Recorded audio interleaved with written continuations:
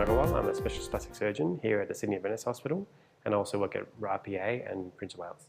When they first make contact with, say, rooms with a plastic surgeon or with my rooms, what we usually do is we always say that, look, this is an information gathering stage, so we always see them at least twice before any planned surgery. So the first consultation will be, spending an hour or so talking to them about all the different options of reconstruction. Because when we talk to them on the phone, we don't know what they're going to be a candidate for. So it's to get their history, what their other medical history are, have they had radiation, what sort of a body type are they, is it going to be on one or two sides? And also in some ways how young they are and if they've had kids and if that is in the future. It just gives us an idea of what sort of reconstruction they may be suitable for, and also if or not they'll be suitable for their own tissue transfer.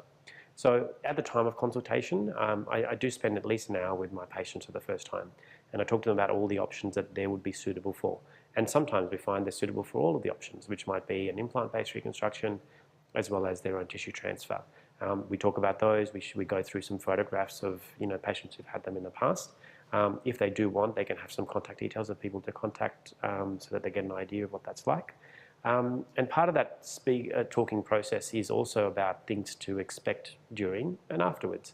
So let's talk about the ones that are during. So, so the woman who's opted for their own tissue transfer, I warn them that it's sort of, you do pay the price of having what is an excellent reconstruction really at the start. So by that I mean it's a long procedure, it can be 6 to 8 hours. And that's, once you come out of that anesthetic, you do feel quite exhausted and quite tired. Your back is up, your legs are up, and that's because usually we've taken tissue from the tummy.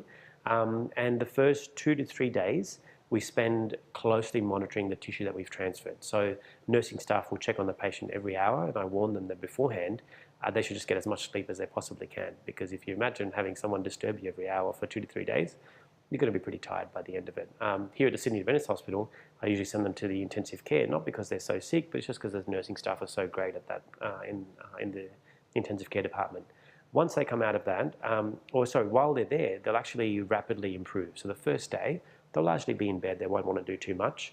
But the second day, we get them up and about. They'll be walking just sort of a bit bent over because their tummy will be tight, and they get a lot of assistance with walking, but we want them up because I think that's key to getting recovery quickly. We slowly remove things that are connected to them, drips, drains, things like that. After 3 days, they'll be on the ward. And on the ward, it's really just an individual thing, but I usually tell people that, look, you'll probably be here for about a week in general. And in that week, you do go from someone who didn't want to do anything to, I really need to get home and I really feel normal and I want to get home. I do then, after they've gone home at about the 7-day mark, I usually see them every week in my office. And that could be just for things like there might be a drain that's still there, and then we can remove that. We look at all the wounds and the dressings, but usually there's not much to do from that perspective. But I think it's just reassuring for them that there's someone there just in case if there was any issues, that's sorted. I usually do tell them that it takes probably about 6 to 8 weeks for them to recover completely. And that's really just from the tummy aspect. It's almost like, when we dissect the muscles in the tummy, it's like you're having a ligament or a bone repaired. And that's the analogy I use. It just takes that much time for those areas to heal. So they'll feel, I don't let them, do any heavy lifting in that time. And I just say that they'll take you that long to feel normal. And at that stage, people will be doing most things. They'll be going to work, they'll be driving, they'll start doing some lifting. There shouldn't be any wounds or anything at that stage, and they start feeling pretty normal. After that, we tend to just space out the follow-ups every 4 weeks or so.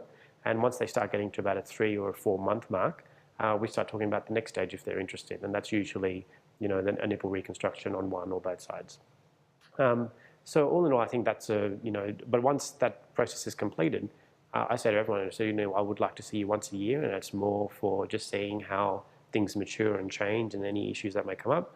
But, if people don't want to do that, I say, look, fine, come every couple of years. I think it's, it's a very nice process where all the effort is at the start, and then after that, the patient have got their own reconstruction and it's for life.